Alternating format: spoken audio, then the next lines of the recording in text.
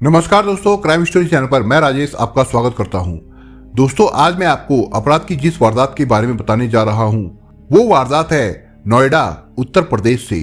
तो चलिए दोस्तों, इस वारदात के बारे में हम लोग विस्तार से जानते हैं। 30 मार्च की बात है। नोएडा के एसएसपी वैभव कृष्ण अपने ऑफिस में बैठे थे। वो एसपी मीत जायसवाल के साथ अपराधों की रोकथाम के सिलसिले में बैठक कर रहे थे। उनके दफ्तर के बाहर अर्दली और कुछ पुलिस अफसर बैठे थे। वे सभी पुलिस अफसर एसएसपी साहब से मिलने आए थे। इसी दौरान अर्दली ने देखा कि पुलिस एस्कॉर्ट के साथ एक मर्सिडीज वहां आई है। मर्सिडीज पर लाल बत्ती लगी हुई थी। मर्सिडीज से आगे चालक के पास वाली सीट से एक खूबसूरत नौजवान फुर्ती से उतरा।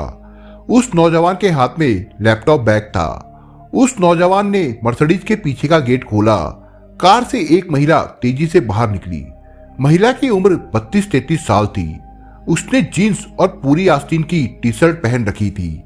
पुलिस की एस्कॉर्ट गाड़ी और मर्सिडीज पर लगी लाल बत्ती देखकर अर्दली समझ गया कि आगंतुक महिला कोई बड़ी अफसर है। अर्दली अपने साहब को महिला के बारे में बताने जाता, उससे पहले ही वो महिला तेज कदमों से चलती हुई आई और उससे बोली कि एसएसपी बैठे हैं क्या।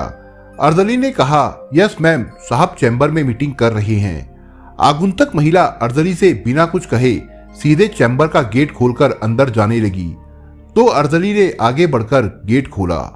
महिला ने चैम्बर में घुसकर सामने सीट पर बैठे एसएसपी की ओर अपना हाथ बढ़ाते हुए कहा, hello Vaibhav, I am Zoya Khan, officer of Indian foreign service. Zoya ma'am, आपसे मिलकर खुशी हुई। एसएसपी वैभव कृष्ण ने अपनी सीट से खड़े होकर जोया से हाथ मिलाते हुए कहा। एसएसपी ने जोया को कुर्सी पर बैठने का इशारा करते हुए कहा, मैम, अभी तक तो आपके ईमेल ही मिले थे या एक दो बार फोन पर बात हुई थी। मुलाकात आज पहली बार हो रही है। वैभव, तुमको तो पता है कि इंडियन फॉरेन सर्विस में कितनी मारामारी रहती है। हमें आधा समय तो विदेशों में और आधा समय भारत में रहना पड़ता है। जोया ने एसएसपी को अपनी रुतबे वाली नौकरी के बारे में बताते हुए कहा, मैं विदेश मंत्रालय में ज्वाइंट सेक्रेटरी लेवल की ऑफिसर हूँ। आजकल मेरी पोस्टिंग यूनाइटेड नेशंस में है। मैडम, बाय द वे, आप कौन से बैच की आईएफएस अफसर हैं? पास ही दूसरी कुर्सी पर बैठे एसपी विनीत जायसवाल ने जोया से पूछा। जोया ने एसपी की ओर नजर उठाकर देखा, फिर उनकी वर्दी पर लगा आईपीएस का बैच देखकर संक्षिप्त सा जवाब दिया, 2007 बैच। विनीत, आप भी यार हर जगह पुलिस की अपनी इंक्वायरी शुरू कर देते हो।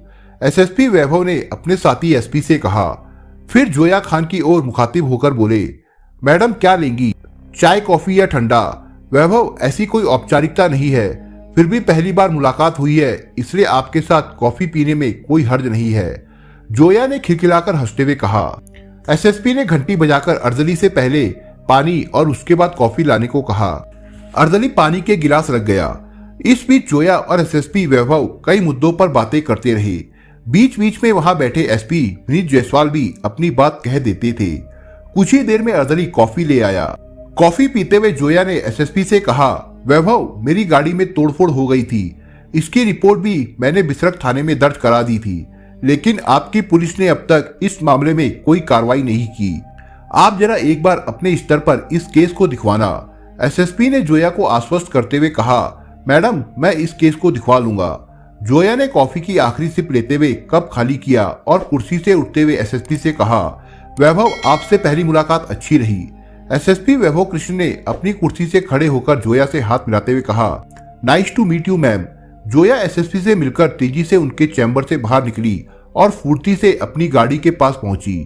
वहां पहले से ही लैपटॉप बैग लिए खड़े नौजवान ने तेजी से आगे बढ़कर गाड़ी का पीछे का गेट खोल दिया। जोया अंदर बैठ गई तो उसकी गाड़ी सायरन बजाती चल रही पुलिस की एस्कॉर्ट गाड़ी के पीछे पीछे चली गई। जोया के जाने पर एसपी विनीत जायसवाल ने एसएसपी साहब से कहा, सर, आप बुरा नहीं माने तो एक बात कहना चाहता हूँ। एसएसपी वैभव ने एसपी विनीत की ओर सवालिया नजरों से देखकर कहा, हाँ बताओ, क्या कहना चाहते हो? सर, मुझे जोया मोहतरमा पर शक है। एसएसपी ने संदेह जताते हुए कहा। जोया मैडम खुद को 2007 बैच की इंडियन फॉरेन सर्विस की ऑफिसर बता रही है और उनकी उम्र करीब 32-33 साल लगती है। इसका मतलब क्या वे 20-21 साल की उम्र में ही आईएफएस अफसर बन गई थी? विनीत, मुझे भी जोया के हाव भाव और बात करने का अंदाज देखकर संदेह हो रहा है। तुम्हारी बात में भी दम नजर आता है। एसएसपी ने कहा। मैं जोया खान की असलियत का पता लगवा लेता हूँ, सारी सच्चाई सामने आ जाएगी। एसएसपी वैभव ने उसी दिन अपने कुछ ऑफिसर्स को जोया खान की असलियत का पता लगाने का जिम्मा सौंप दिया। साथ ही उन्होंने साइबर एक्सपर्ट टीम को जोया खान के भेजे एक ईमेल की जांच करने को कहा। ये ईमेल जोया ने एसएसपी से मुलाकात से कुछ दिन पहले पुलिस एस्कॉर्ट उपलब्ध कराने के लिए भेजा था। साइबर एक्सपर्ट टीम ने जोया खान की ओर से भेजे ईमेल के संबंध में जांच की तो पता चला कि वो फर्जी है। इसके अलावा दूसरी पुलिस टीम को जोया खान के बारे में कई ऐसी बातें पता चली जिनसे ये बात पुख्ता हो रही थी कि जोया खान फर्जी आईएफएस अफसर बनकर घूमती है।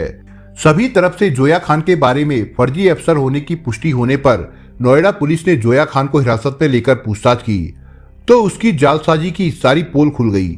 पुलिस ने पूछताछ के बाद जोया खान और उसके पति हर्ष प्रताप सिंह को 4 अप्रैल को गिरफ्तार कर लिया।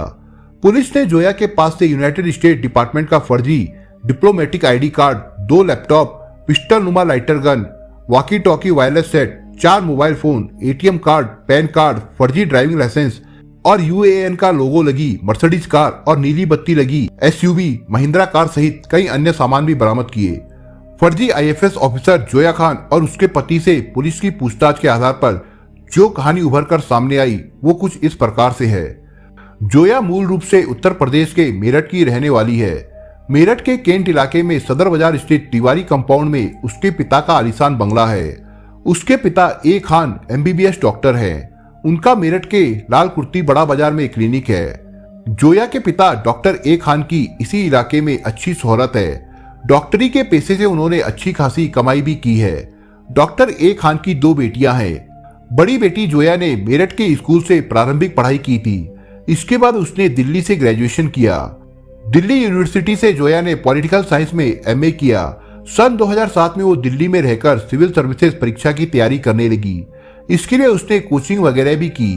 बाद में उसने यूपीएससी की ओर से आयोजित सिविल सर्विसेज परीक्षा भी दी, लेकिन कामयाब नहीं हो सकी। करीब 6-7 साल पहले जोया ने एक बार मेरठ जाने पर अपनी मां को बताया था कि वो हर्ष प्रताप सिंह से शादी करेगी। इस पर पिता डॉक्टर खान व मां ने बेटी को हर्ष और उसके परिवार से मुलाकात कराने को कहा था, लेकिन जोया ने कभी उनसे मुलाकात नहीं कराई। जोया ने नवंबर 2013 में हर्ष प्रताप सिंह से कोर्ट मैरिज की थी। हर्ष प्रताप उस समय स्टेट बैंक ऑफ इंडिया में प्रोबेशनरी अफसर की नौकरी छोड़कर सिविल सर्विसेज परीक्षा की तैयारी कर रहा था। शादी के बाद हर्ष प्रताप सिंह ने सिविल सर्विसेज परीक्षा भी दी, लेकिन वो सफल नहीं हो सका। हर्ष प्रताप के पिता उत्तर प्रदेश में एक सरकारी विभाग में ज्वाइंट कमिश्नर है। जोया खान ने अच्छी खासी पढ़ाई की थी। उसकी तमन्ना प्रशासनिक अफसर बनने की थी, लेकिन वो परीक्षा में सफल नहीं हो सकी तो उसे अपने सपनों पर पानी फिरता नजर आया। पति हर्ष भी सिविल सर्विसेज परीक्षा में पास नहीं हो सका था। करीब 2 साल पहले जोया ने अपने सपनों को पूरा करने और अफसरों जैसा रुतबा हासिल करने के लिए फर्जीवाड़ा करने की योजना बनाई। उसने इंटरनेट पर यूनाइटेड नेशन सिक्योरिटी से संबंधित सारी जानकारियां जुटाई।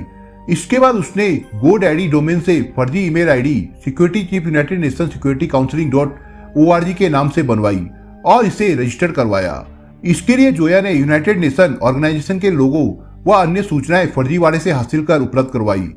इसके बाद जोया ने खुद का United Nation Organization Security Council का आईडी कार्ड और विजिटिंग कार्ड बनवाए। जोया ने खुद का एक डिप्लोमेटिक आईडी कार्ड भी बनवाया। इसमें खुद को न्यूक्लियर पॉलिसी अफसर बताया गया। वॉशिंगटन से जारी इस आईडी कार्ड में जोया की तैनाती अफगानिस्तान में बताई गई थी। इसके बाद जोया ने उत्तर प्रदेश के एक जिले के एसपी को United Nation Organization Security Council के नाम से ईमेल भेजकर पुलिस एस्कॉर्ट मांगी। जोया को इस ईमेल पर पुलिस एस्कॉर्ट सुविधा मिल गई। पुलिस की सुरक्षा में इधर उधर आना जाना, हर चौराहे पर पुलिस कर्मियों की ओर से सैल्यूट देने का रुतबा जोया खान को पसंद आ गया। जोया ने खुद को भारतीय विदेश सेवा की अधिकारी के रूप में प्रचारित करना शुरू कर दिया। मेरठ में भी वो खुद को आईएफएस अफसर बताने लगी। वो किसी को भारतीय विदेश मंत्रालय में संयुक्त सचिव बताती तो किसी को वो यूनाइटेड नेशन की सिक्योरिटी काउंसिल की न्यूक्लियर पॉलिसी अफसर बताती। जोया ने अपनी मर्सिडीज गाड़ी पर यूनाइटेड नेशन का लोगो भी लगवा लिया था। एसयूवी कार पर नीली बत्ती लगा ली थी। भारतीय विदेश सेवा के अधिकारी के रूप में जोया खान मेरठ, गाजियाबाद, नोएडा, गुड़गांव, अलीगढ़, मथुरा, मुरादाबाद आदि जिलों के एसपी या एसएसपी को यूनाइटेड नेशन सिक्योरिटी काउंसिल के सिक्योरिटी चीफ की ओर से ईमेल भेजकर पुलिस सुरक्षा की मांग करती थी। जोया खान ने अपने मोबाइल में वॉइस कन्वर्टर ऐप डाउनलोड कर रखा था। वो इस ऐप के जरिए अधिकारियों से कभी पुरुष और कभी महिला की आवाज में बात करती थी। किसी जिले के एसपी या एसएसपी को ईमेल भेजने के बाद जोया खान उस अधिकारी को फोन करती और ऐप के जरिए आवाज बदलकर पुरुष की आवाज में कहती कि मैं विदेश मंत्रालय की ज्वाइंट सेक्रेटरी जोया खान का पीए बोल रहा हूँ, मैडम आपसे बात करना चाहती है। इसके तुरंत बाद जोया खान महिला की आवाज में उस अधिकारी से बात करती। वो धारा प्रवाह अंग्रेजी बोलते हुए कई बार फोन पर अधिकारियों को फटकार भी देती थी। पत्नी जोया के रुतबे के इस खेल में पति हर्ष को भी मजा आने लगा था। जोया इस खेल में पति को साथ रखना चाहती थी, इसलिए दोनों ने मिलकर एक रास्ता निकाला। इसके मुताबिक जोया आईएफएस अधिकारी बनकर कार में पीछे की सीट पर बैठती थी और हर्ष उसका कमांडो बनकर कार चलाता था। हर्ष अपने पास लाइटर पिस्टल और वॉकी टॉकी रखता था। कार से उतरकर जोया जब किसी अधिकारी से मिलने जाती थी तो हर्ष उसका लैपटॉप और डायरी उठाकर चलता था। पुलिस की एस्कॉर्ट के सामने जोया और हर्ष किसी को ये जाहिर नहीं होने देते थे कि वे पति पत्नी है। इस दौरान हर्ष जोया को मैडम कहा करता था। अपनी पोल ना खुल सके इसके लिए जोया अपनी कार चलाने के लिए किसी ड्राइवर को नहीं रखती थी। ड्राइवर को रखने से जोया का फर्जीवाड़ा उजागर हो सकता था, इसलिए जोया जब भी आईएफएस अफसर बनकर जाती तो हर्ष ही कार चलाता था। जोया अपने घर में भी किसी पुलिसकर्मी को नहीं आने देती थी। इस बीच जोया अपने पति हर्ष के साथ ग्रेटर नोएडा वेस्ट की प्रिस्टन एवेन्यू सोसाइटी में फ्लैट लेकर रहने लगी। ये फ्लैट जोया ने 6,500 रुपए महीने किराए पर ले रखा था। इस सोसाइटी में भी जोया ने खुद को आईएफएस अफसर ही बता रखा था। जोया हर महीने मेरठ भी आती जाती रहती थी। मेरठ में भी जोया पुलिस एस्कॉर्ट लेती थी। इसके लिए वो पहले ही एसएसपी को यूनाइटेड नेशन का ईमेल भेज देती थी। इस 26 मार्च को भी जोया मेरठ गई थी और पुलिस सुरक्षा ली थी। इस दिन वो मेरठ के एसएसपी नितिन तिवारी से भी मिली थी। वो विभिन्न जिलों के पुलिस अधिकारियों को फोन कर अपने निजी काम, किसी मुकदमे की पैरवी आदि के लिए कहती थी। इसी साल जनवरी में ग्रेटर नोएडा वेस्ट की प्रिस्टन एवेन्यू सोसाइटी में रात के समय जोया की कार के शीशे किसी ने तोड़ दिए थे। इस पर जोया ने नोएडा के एसएसपी वैभव से शिकायत की थी। इस संबंध में जोया ने मुकदमा भी दर्ज कराया था। पुलिस की ओर से कोई कार्रवाई नहीं करने पर वो 30 मार्च को इसी सिलसिले में एसएसपी वैभव से मिलने उनके ऑफिस में गई थी। जोया खान से बरामद लैपटॉप और मोबाइल के डेटा की जांच नोएडा एटीएस टीम कर रही है। पुलिस ये भी जांच कर रही है कि जोया का संबंध अफगानिस्तान या अन्य किसी देश से तो नहीं है। नोएडा में गिरफ्तारी के बाद जोया के खिलाफ मेरठ में भी मुकदमा दर्ज किया गया है। इसके अलावा हरियाणा और उत्तर प्रदेश के उन जिलों में भी जोया के खिलाफ मुकदमा दर्ज करने की तैयारी चल रही है, जहां जोया ने फर्जीवाड़े से पुलिस सुरक्षा हासिल की थी। कहा जाता है कि जोया के माता पिता और हर्ष प्रताप के पिता को पता चल गया था कि जोया फर्जी आईएफएस अफसर बनकर घूमती है। हर्ष के पिता ने बेटे को समझाया भी था, लेकिन सरकारी अफसर का रुतबा और पुलिस वालों के सैल्यूट के आगे उनकी समझाइश का कोई मतलब नहीं निकला। अपने इसी फर्जीवाड़े के चलते दोनों पति पत्नी अब जेल में बैठे हैं। दोस्तों, आप अगर चैनल पर नए हो तो आप चैनल को सब्सक्राइब करने के साथ कमेंट बॉक्स में इस कहानी के बारे में अपने विचार जरूर लिखिएगा। मिलता हूं एक नई कहानी के साथ, तब तक के लिए अपना ख्याल रखिएगा। धन्यवाद।